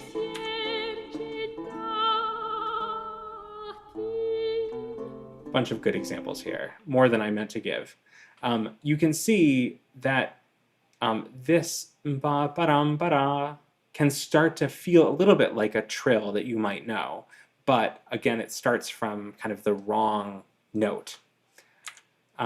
Okay.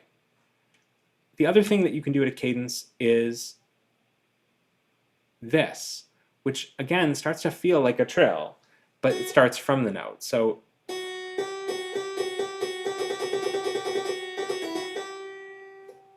just a back and forth. They called those gruppos or gruppo.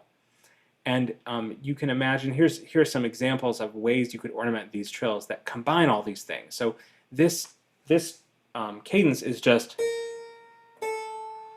and by adding some alternation and you flip around a little bit,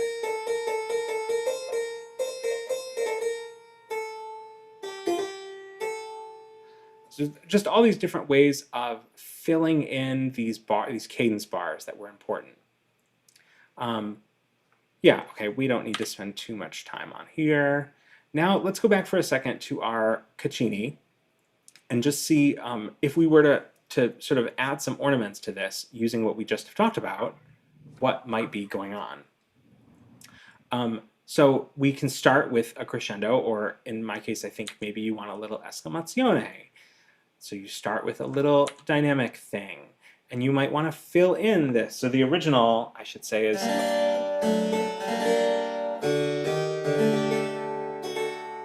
So maybe you want...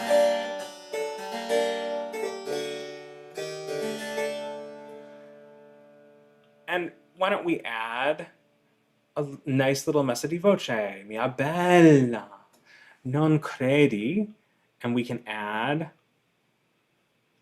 instead of just singing do, we can sing do, and how about, here's our cadence, so we can go a little ribattuta di gola. And finally, we can add one little accento here. So it just adds a little bit, it just makes it sparkle a little bit more.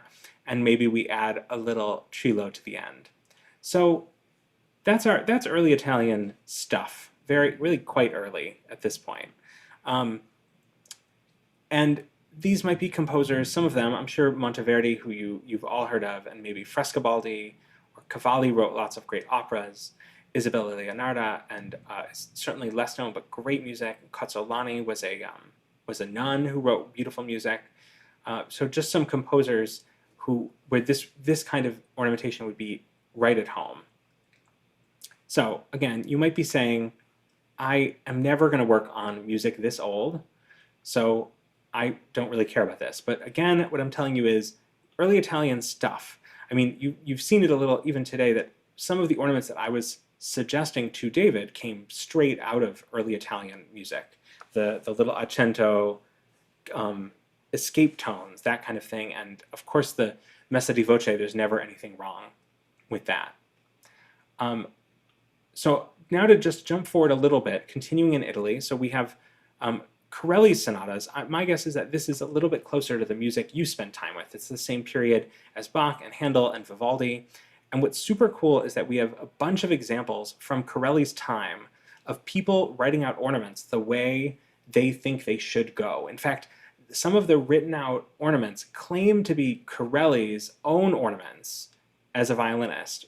They probably weren't actually his ornaments, but like they certainly were the same types of things he would have been doing.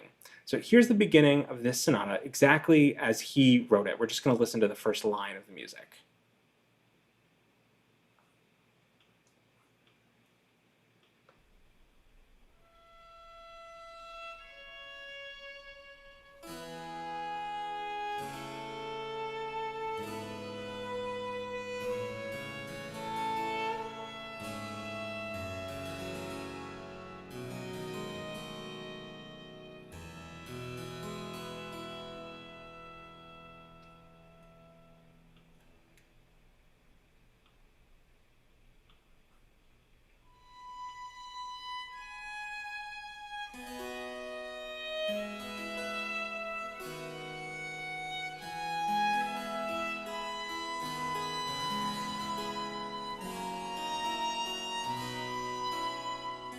Okay, so first line, very simple, very simple. So now if we look at this version that claims to be Corelli's own ornaments, let's listen to the same line.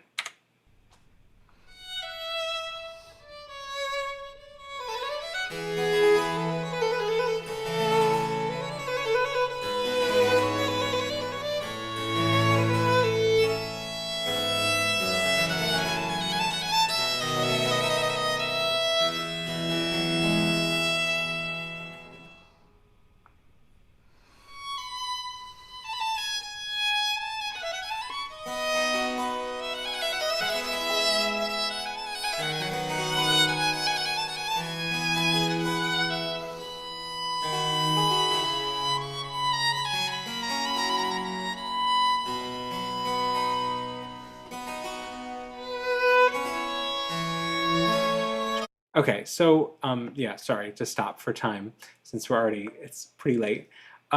So you can see the sorts of things that people claim this was what Corelli did. You can see he doesn't just fill stuff in, but also there are a lot of ornaments, like a ton of ornaments. And in fact, if we look at this is a different sonata. And down here, down near the bottom, is Corelli's original. And then these are a whole bunch of other published ornamented versions. So you can see the original line that was really simple.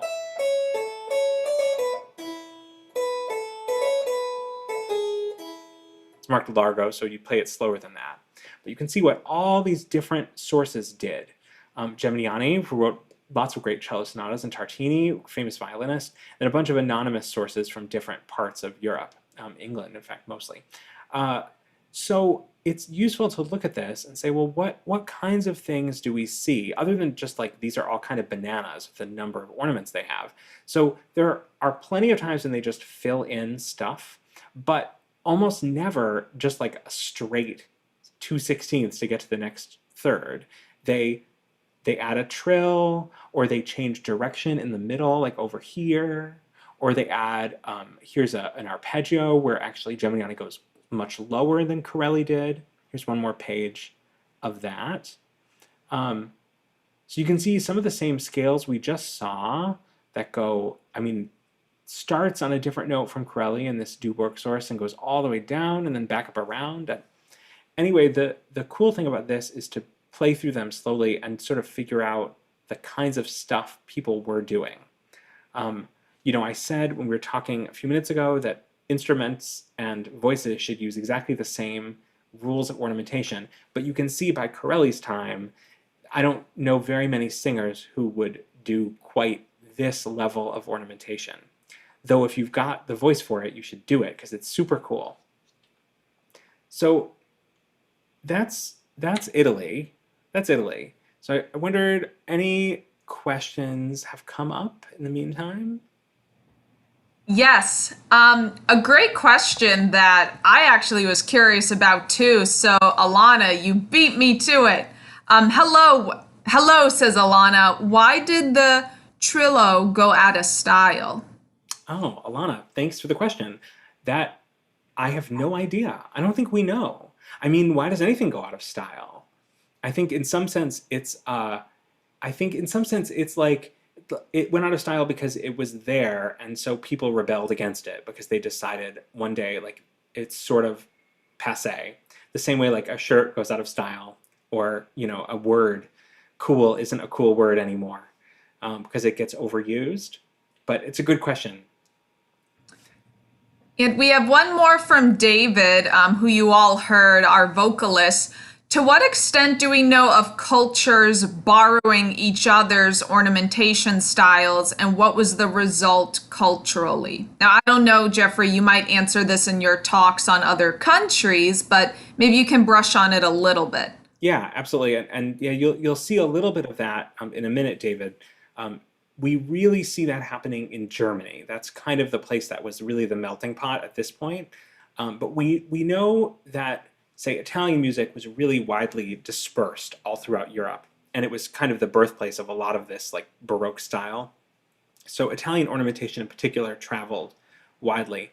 We're going to talk about France for like a very brief second, and you'll see, I think you'll see immediately how that like traveled to Germany too. But there was a lot of cross-pollination as music got published more. So as we get into the 17th and 18th centuries and music publishing becomes really important, we see more and more of that. But you will hear a little bit more in a second. Thanks. So very quickly, in France, they were really concerned with these things they called acclaimed, which were essentially the twiddles that I keep talking about. And in instrumental music, especially for the harpsichord, composers used really specific symbols. In vocal music, they just used a plus or a trill sign, and you were supposed to know what to do. So here's an example. Here's instrumental music, and you can see these little twiddles we're going to look at in a second, compared to in the vocal music where they just use an X, and the X just means do an ornament. You're supposed to know what to do. This air tendre sounds like this.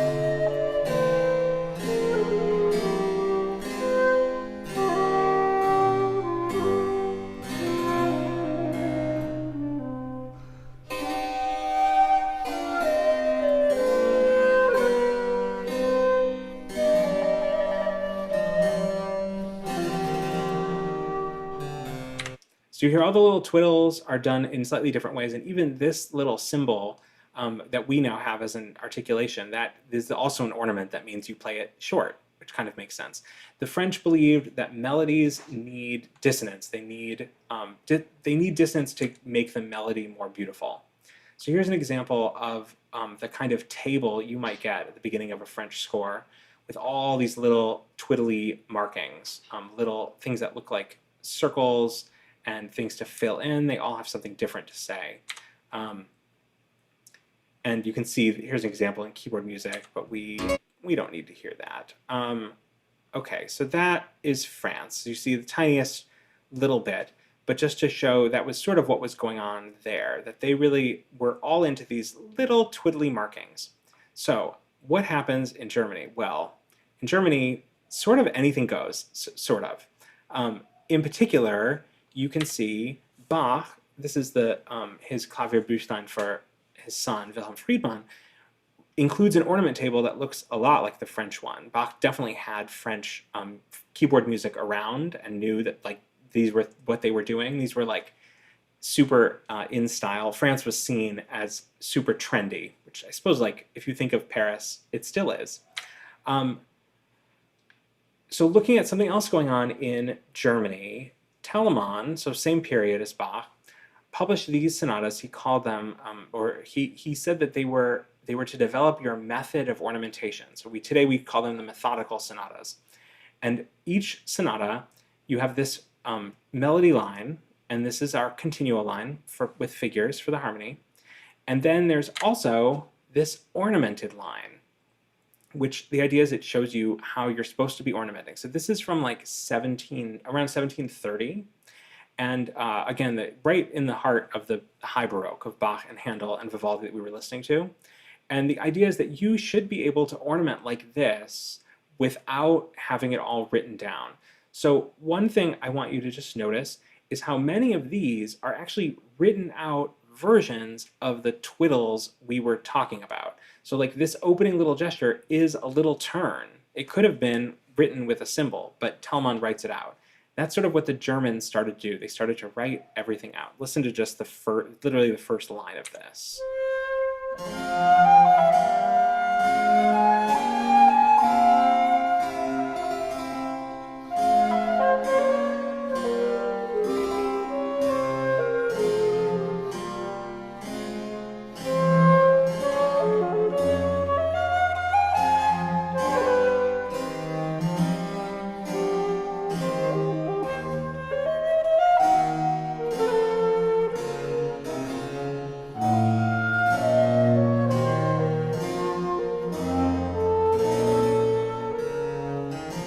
Okay, hate to stop it, but you can see we have some of these same little, not trills, little sort of mordents back and forth, and we have interesting rhythms. Instead of just straight sixteenths, we get bum, ba-da-dum, ba-da-dum, to bring out expressive intervals. So this is sort of, when I say anything goes in Germany, that they were mixing and matching what they liked from all these different styles. Here's an example of Bach, it's from the Italian Concerto, where his melody line is just completely written out. You've got the French style ornaments, and you have the German, sort of the Italian like more figuration. I think I'm gonna skip listening to that for now, just for time. So I'll give one more example of what they were doing in Germany, what ornamentation meant to these composers. This is Marcello's oboe concerto in D minor. You can see this is the oboe part on the top, and it's a pretty simple, it's a beautiful line. It's an early concerto, a lot like Vivaldi concertos. And what Bach did, he transcribed this for keyboard. And so if we look, here's Marcello's oboe line, and now we can see what Bach did to it. Bach made it fancy. Bach added some French things, he added some rhythms, he added a whole bunch of figuration. And this, I think, is very much what they were doing regularly with the sort of like Vivaldi that we were looking at with Hannah. They were really just going to town on it. Let's just listen to like the first phrase.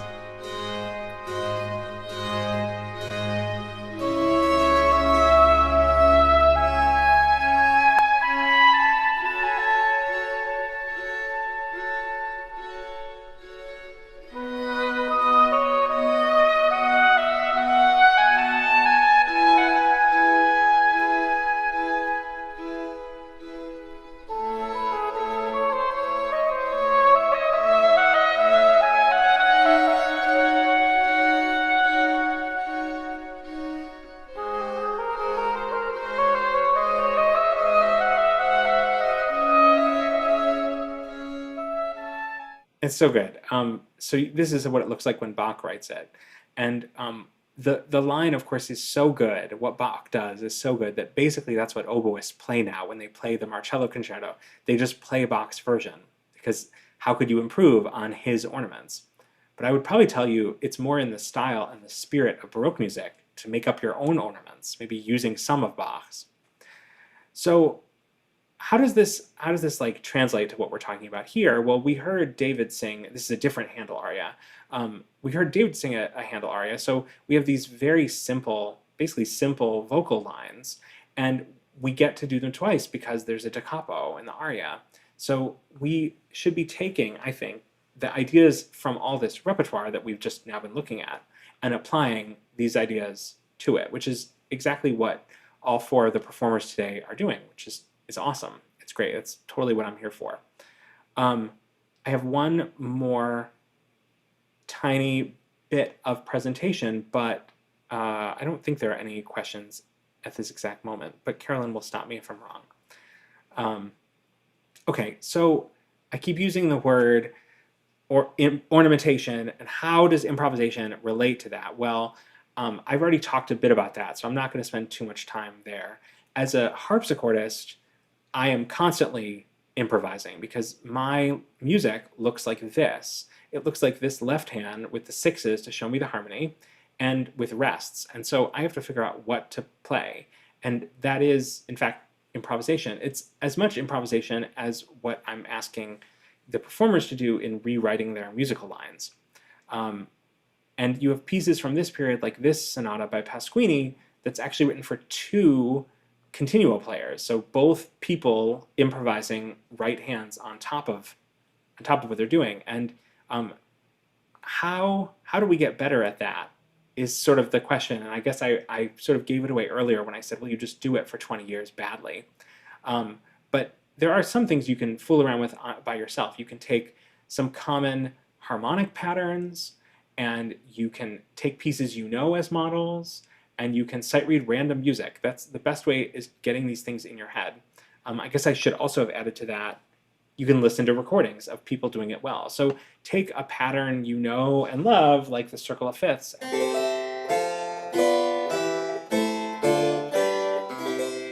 and improvise around it. Now that you have this harmonic framework in your head, if you're a keyboard player, practice these progressions and get them in your head, and then force yourself to not play the progression, but to play the bass line and to add stuff around it. If you're an oboist or a cellist, or that you can do the same thing with your line, with either the top line or the bottom line. Okay, that's a different pattern. I said you can take pieces, make a harmonic skeleton of the piece, and play it in a bunch of keys. So like this is the Bach famous. So if we take that down to its core, so you learn that pattern and then you begin to just fool around with it. There's unfortunately no shortcut there. You just have to fool around with it for a long time until you have some ideas about what to do. Okay, if you are interested in doing more of this, if you're a keyboard player, The Pianist's Guide to Historic Improvisation is quite an interesting book that starts kind of from what I'm talking about and goes from there until you're really improvising full-fledged pieces. This book, Upon a Ground, is pretty fun because it includes a CD with a bunch of repeating bass lines. So for example,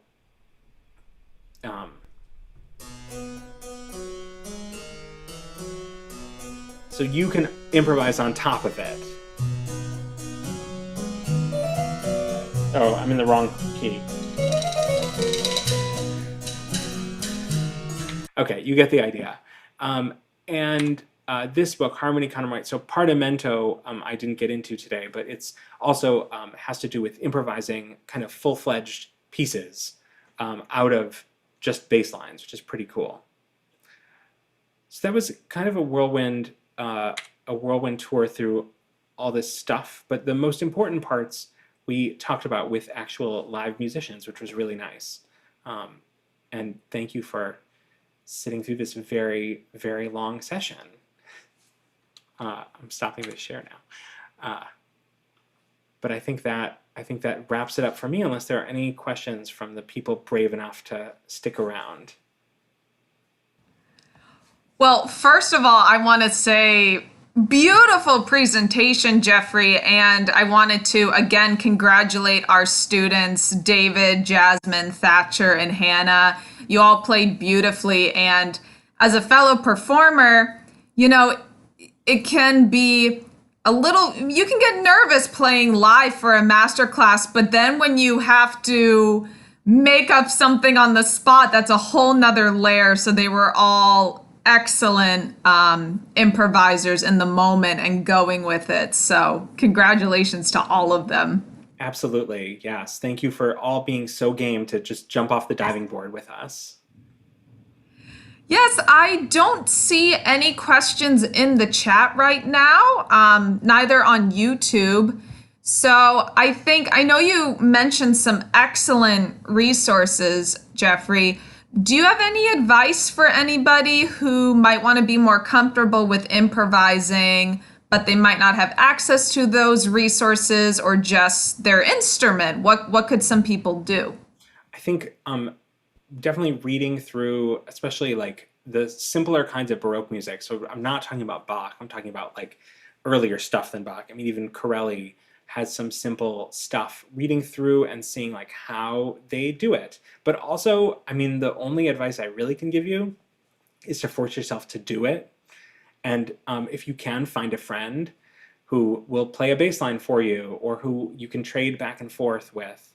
But I haven't found great advice except like you have to just be willing to play the wrong notes and just stumble and fall many, many times.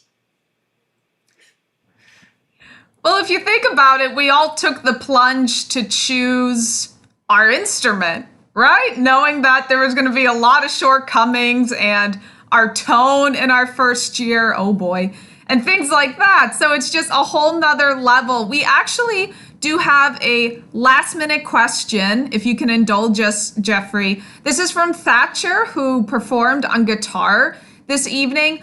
When playing a Baroque piece in AABB form, how do you approach ornamenting the second time through the A section? Do you go full-fledged or do you play more conservatively? I guess what he's asking is, you know, there's still more of the piece to happen. So how do we handle this early repetition? I think it's a good question, and it's something I didn't really bring up today was just this question of taste. That's really hard to talk about because it's sort of, you know it when you see it.